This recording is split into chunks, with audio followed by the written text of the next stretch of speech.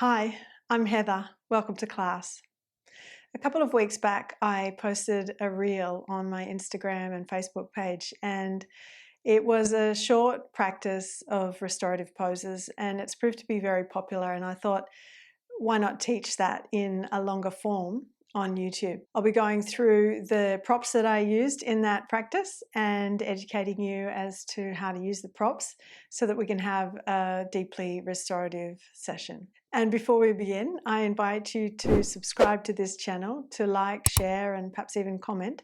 So those actions contribute to YouTube's algorithm sharing this content with more people who are searching for inspiration for their yoga practice. Before we begin, if you find this video helpful, be sure to like and subscribe. The first pose that we'll practice is Supta Baddha Konasana, the reclined bound angle pose. And I use the wall for my feet in that particular practice. I quite like turning the toes out and having them anchored against the wall and keeping the feet in really close to the hips. If that doesn't suit you, you can always use your belt, bind the belt around the body and between the thighs and over the feet. You'll also note I've got the props that I work with, a bolster, and I've got a couple of shoulder stand cushions. We call them shoulder stand cushions because we use them as support under the shoulders for our shoulder stand. Now these are available in Australia, maybe in other countries you can get something similar to this. If you don't have something akin to this, then I suggest you use quite a good pile of blankets. The idea is to raise the floor level up a little for the shoulders to settle onto. Let's take our mat to the wall. Set the bolster just a little distance from the wall. The bolster's going across the width of the mat. And then the shoulder stand cushions or your pile of blankets will be set on the other side of the bolster for the shoulders and the head to rest. And then we'll want a blanket for the head. The fold of the blanket will depend on your neck and how your shoulders land on the cushions, but it is important to have the shoulders landing, and I'll show you that when we come into it. The height you need under the shoulders can depend on the height of your bolster, but also the length of your spine and the suppleness of your spine as it arches backwards over the bolster. As we come into it, I'll start with the buttocks on the bolster and then get the feet in place. I've got the toes turned out, so if I show you from this perspective, I'll have the feet together, but then the toes will be turned out so that the ball of the foot and the toe pads are pressing into the wall like so. If your toes don't like that, then you can do away from the wall and, as I said, use a belt around the waist, between the thighs and over and under the feet. Now, we want to be able to get the buttocks on the floor between the feet and the bolster. That's where we need to just slide this prop set up away from us only enough that we can get the buttocks down, and we want to keep the buttocks in really close to the feet. Obviously, if the knees are problematic, you'll need to have the buttocks a bit further away from the feet. And if the hips need support, then you might want to put bricks under the outer thighs there. But you note I'm starting to lie back. The lumbar spine arching backwards over the bolster so that the shoulders come down onto my shoulder stand support or the blankets there. Then the head and neck supported. Bring your blanket right underneath the neck. At no point do you want to feel like the head's thrown back, or do you want to feel that the shoulders are up off the floor, because you'll be uncomfortable. You'll be in a position like this, and that's not so restful. Let the shoulders come down, let the hips descend. And if it's terribly uncomfortable in your lower back because your back doesn't like this kind of position, then I suggest you put more height underneath the hips. Build up the floor underneath the buttocks. But you can turn the palms up, let the shoulder blades draw under towards your hips. And then we allow ourselves to rest here. Feel free to close your eyes.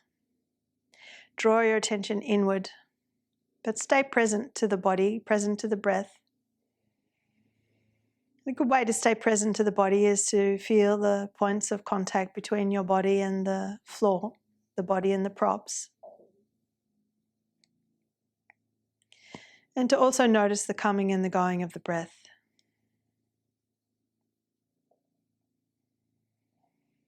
As you observe the coming and the going of the breath, consciously slow the breath down.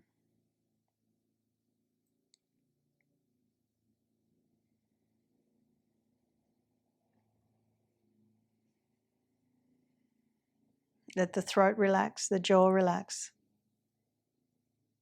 The facial muscles also relax.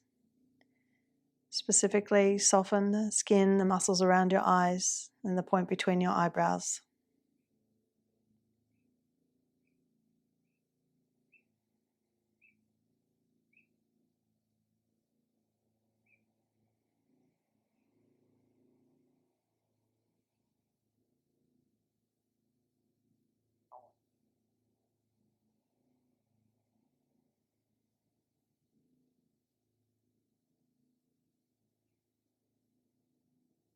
Using the bolster this way, across the width of the mat, and allowing the body to arch back over it is really helpful for freeing up the diaphragm muscle, that main or major respiratory muscle at the bottom of the rib cage, the base of the rib cage, and also creating some length and spaciousness in the pelvic abdominal area, which can feel quite refreshing if we're feeling bloated or a bit congested in that area.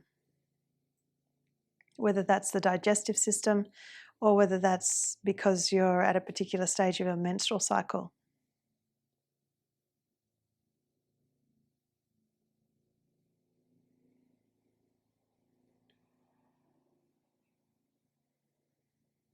Continue to remain aware of your breath, deliberately slowing and steadying your breath.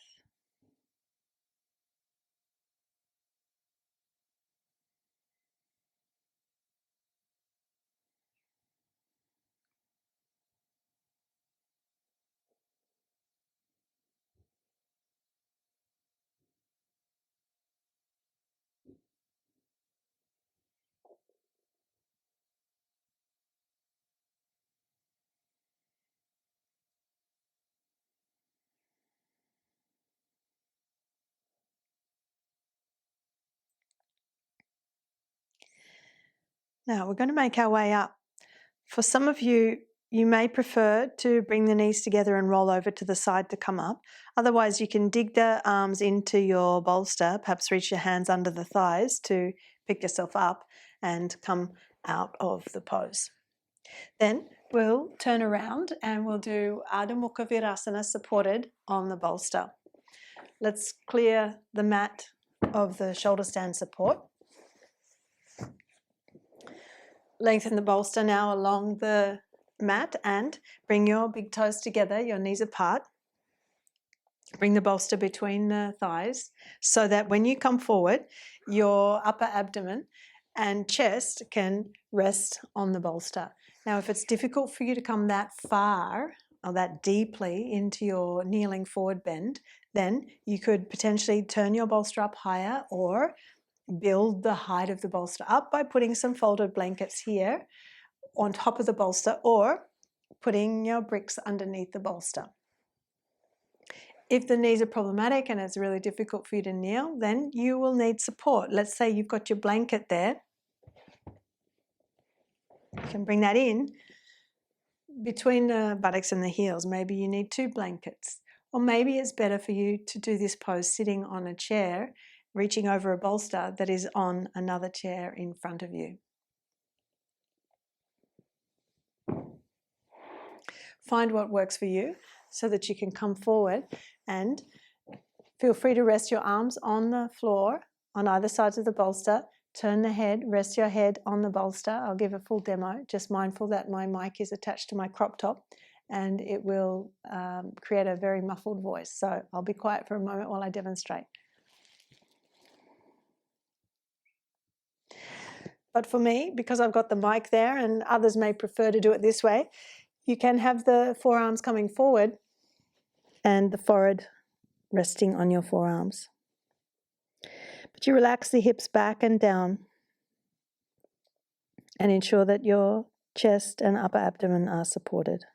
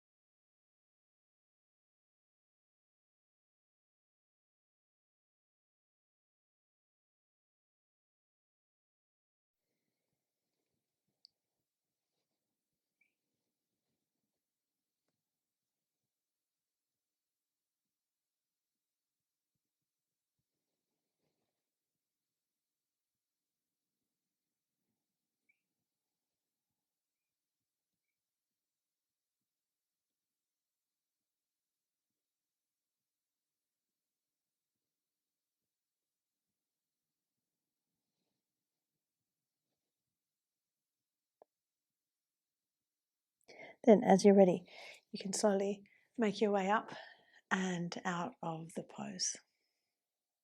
The next pose is a supported variation of Ardha Mukha Svanasana, the downward facing dog pose, in which we use 4 bricks, a chair and a blanket.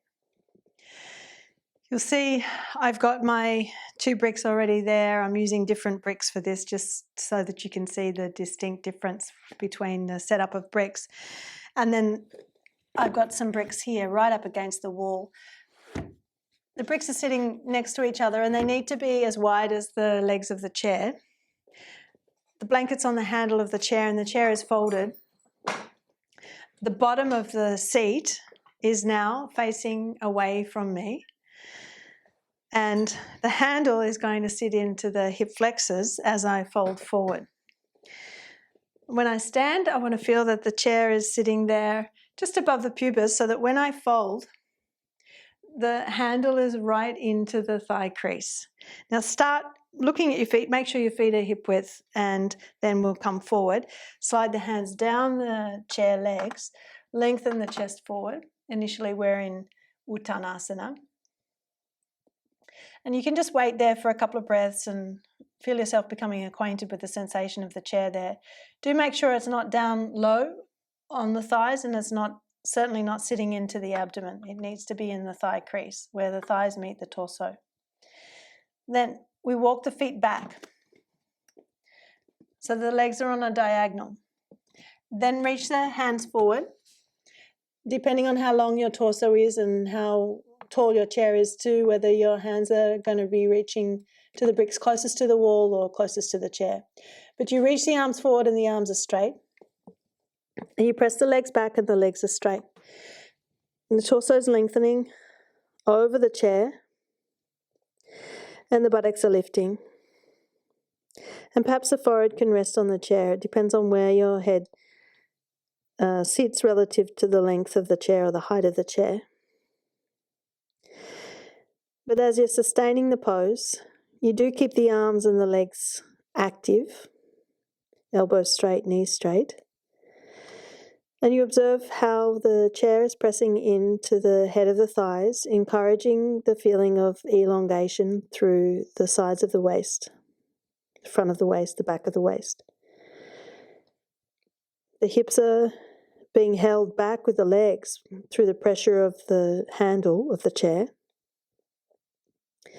And we're creating a feeling of traction in the lumbar spine.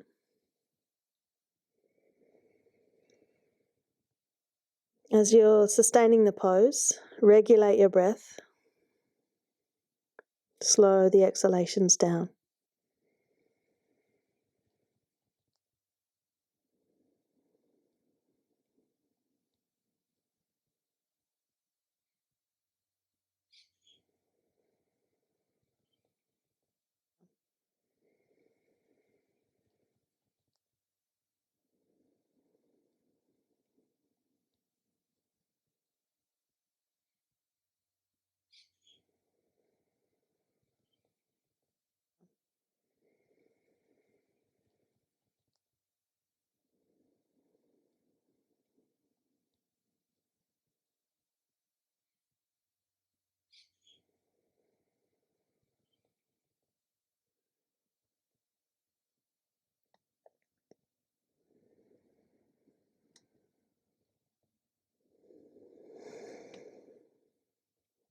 Now we come out of the pose. Walk your hands in. Walk your feet in. Take your hands up the chair and pause there for a moment. We've had the head down lower than the heart for quite some time. So as we start to come up out of the pose, just spend a moment with your head about the same level as the heart so that the blood from the head drains back to the heart. And then you can come to stand all the way up. Now we'll use the chair for a supported Uttanasana. We're going to unfold the chair and we'll use either the seat of the chair or the handle of the chair or somewhere in between those two heights, depending on your flexibility. And an example of working that way with something between those two heights is using a bolster, and I'll give you a quick demo. Here you see I've got the bolster on the seat, and I fold forward from the hips, bring the forearms onto the bolster, and then the forehead on the forearms. If you think you can go lower, if your hamstrings are quite supple and your hip flexion is good and you can keep your back straight, then you can do away with the bolster and come all the way down to the seat itself. However, if even working with the bolster is too much of a stretch for you and there's a bit of a strain, then clearly it's not going to be restorative for you. Then you need to work closer to the chair with the feet so that you can bring your forearms onto the handle and rest your forehead on your forearms there. You decide on the height that you need underneath your forearms, and as you're ready, you fold at the hips, elongate the front of the torso, and set yourself so that your ankles are vertically under your hips. You're not too close to the chair and you're not too far away from the chair with the feet. Then you can bring your forearms down and rest your forehead on your forearms. The legs are active here. You are pressing the thighs back, opening the back of the knees, working with the grip of the kneecaps. There's a significant flexion in the hips so that you can lengthen the front body. If the hips aren't flexed very well, then the back will be rounding and the front body will be shortening. Can you rotate the pelvis over the femur bones such that the breastbone can lengthen forward away from the navel and the spine can move in? Then as you're maintaining the pose, be mindful of your breath. Consciously slow and steady your breath.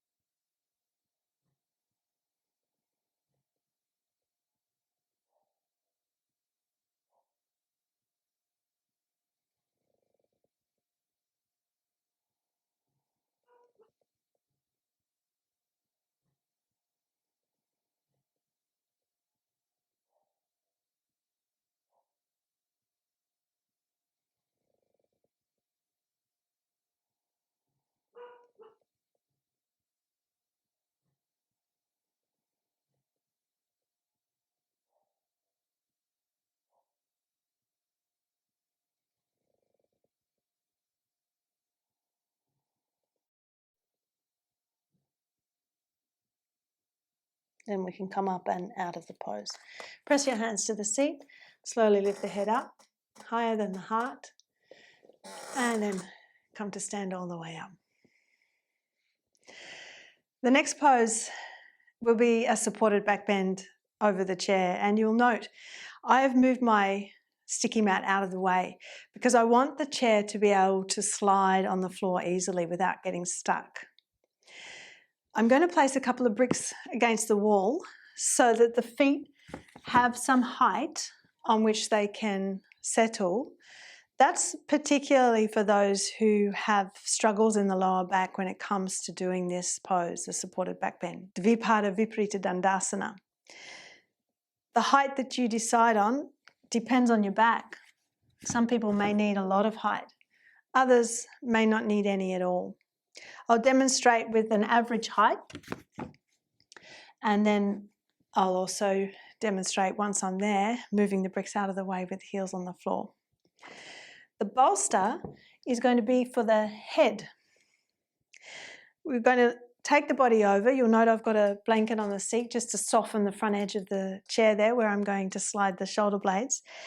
But the bolster for the head, we want to bring the, let's say the back corner of the head onto the bolster. Not so much the crown, because that may cause a bit of a shortening in the neck and that may be uncomfortable for some. I'm starting fairly close to the wall. If I stand, bring my toes up on the wall, I want to feel that the back of the seat there is in line with the front body. That's just an approximate measurement. And I'll need to slide the chair a little bit to readjust once I come into it. We step the legs through. Now, I will say here, if you don't have a yoga chair that's got no back and you can't step through a chair, then you do with 2 chairs together, and they could be standard dining chairs. You put the seats together and you can put a blanket or a bolster over the midline there where the seats meet, and you can lie backwards over the chairs that way. As we come back, you bring the sacrum to the back edge of the seat and the shoulder blades to the front edge of the seat. And you want to draw your shoulder blades down the back towards your hips so that you feel the shoulder blades on the front edge of the seat. Then when you take your body backwards, you want to feel that the bolster is there to support the head, to meet the head. If your bolster is not high enough, then build the bolster up. Whether you put bricks under the bolster or whether you put blankets on top of your bolster. But at no point do you want to go so far over that you're coming onto the back of the head and your shoulder blades are completely off your chair. You want to have the thighs free of the back of the chair so you can straighten your legs. Now here's where we need to find out how far away from the wall to be. If you need the bricks, you get your heels up on your bricks and you press the chair away from the wall and then re-establish where the head needs to be.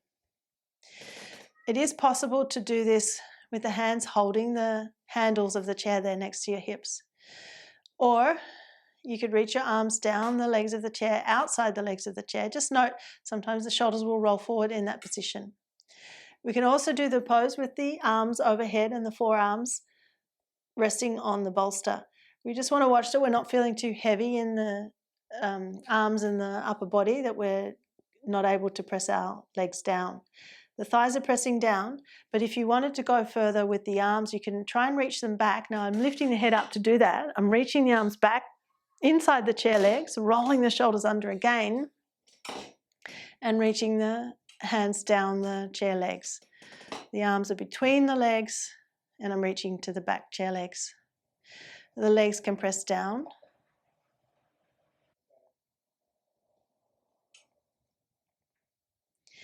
And those who are capable, you could maybe do away with the bricks and have your heels on the floor and the balls of the feet on the wall. But as I said, if that's too strong in your back, then keep your feet up on your bricks.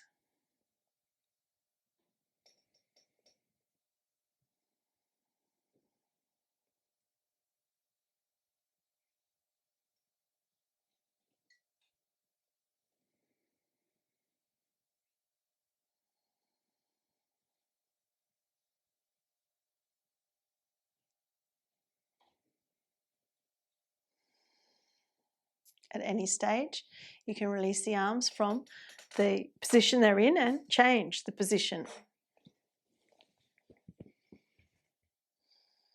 And the intention is to stay quiet, to stay restful.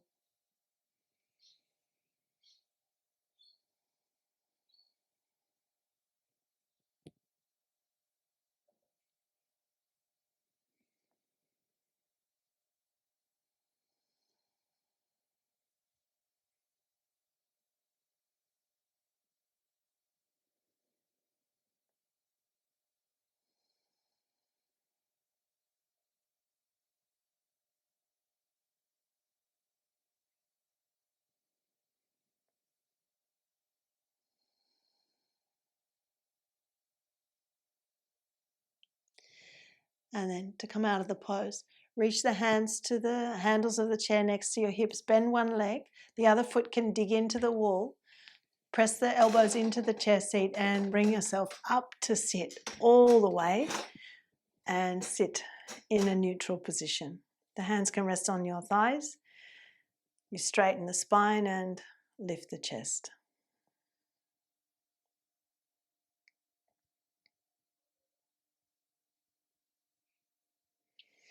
Oftentimes, if I'm teaching this class or practicing it myself, I'll do a very gentle spinal twist after having done that supported back bend. This is a nice way to just release the residue of the pose, the residue of the back bend in the spine.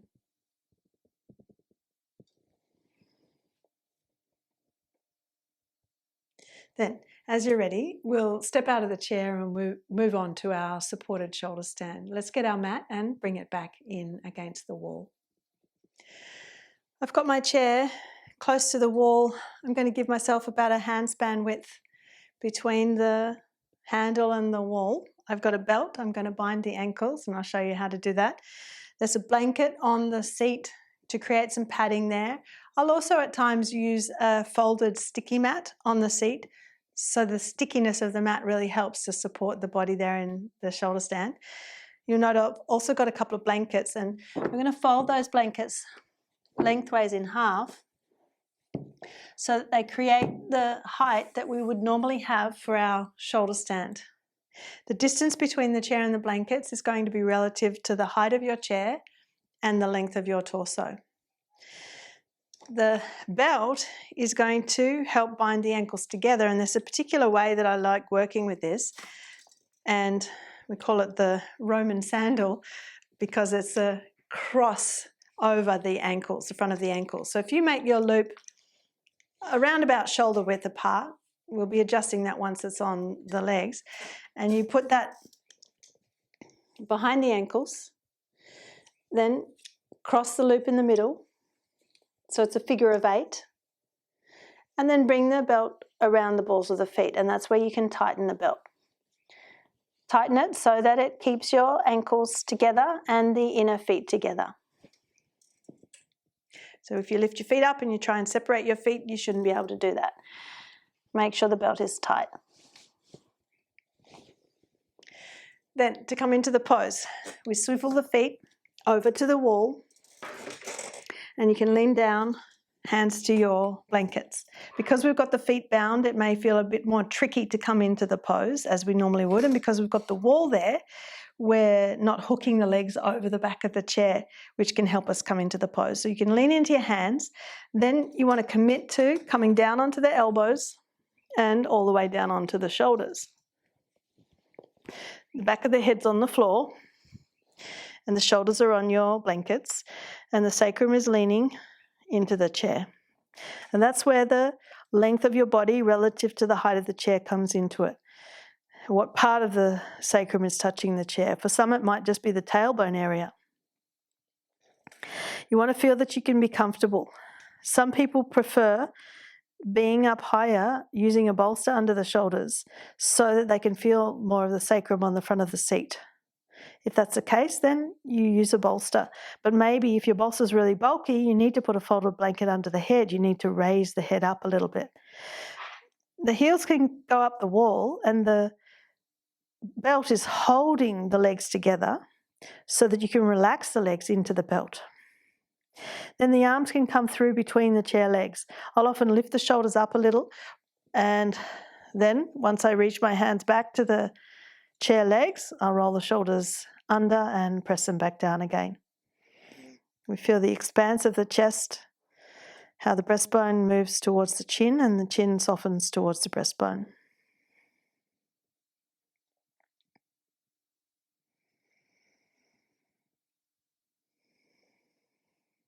At any stage, you can release the arms from this position, particularly if you've got broad shoulders. It might feel very challenging to get your arms back between the chair legs. And you could also have still the shoulders rolled under, but the arms bent out to the sides. The upper arms reaching out parallel to the wall and the forearms perpendicular to the wall. Do make sure your shoulders are rolled under and that your chest is still lifting, breastbone to the chin, chin to the breastbone.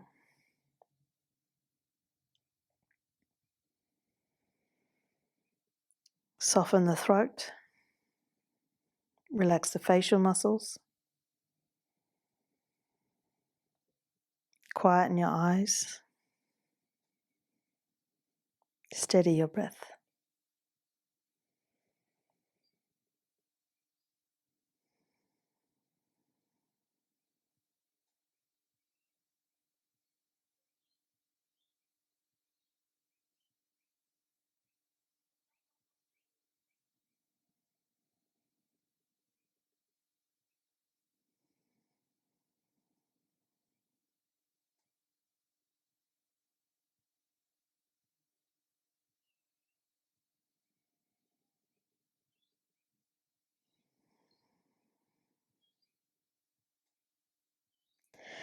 To come out of the pose, You can reach the hands to hold the chair again and bend the knees, feet can come onto the handle. Then we slide ourselves off the blankets and off the chair. We can bring the sacrum, the back of the hips, onto our blankets or our bolster, and the calf muscles can rest on the chair, the seat of the chair. Relax there for some time.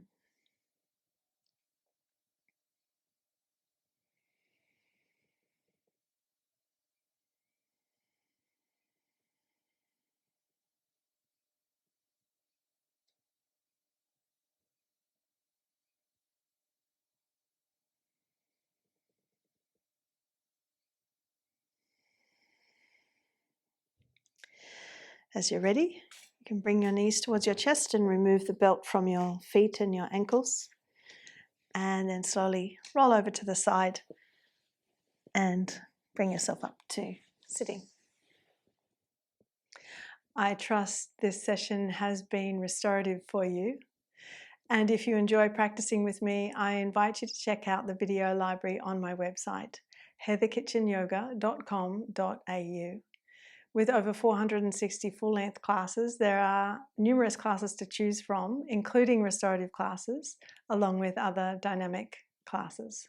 I invite you to start your subscription to the video library with a 7-day free trial. That's it for today. Thanks for joining me.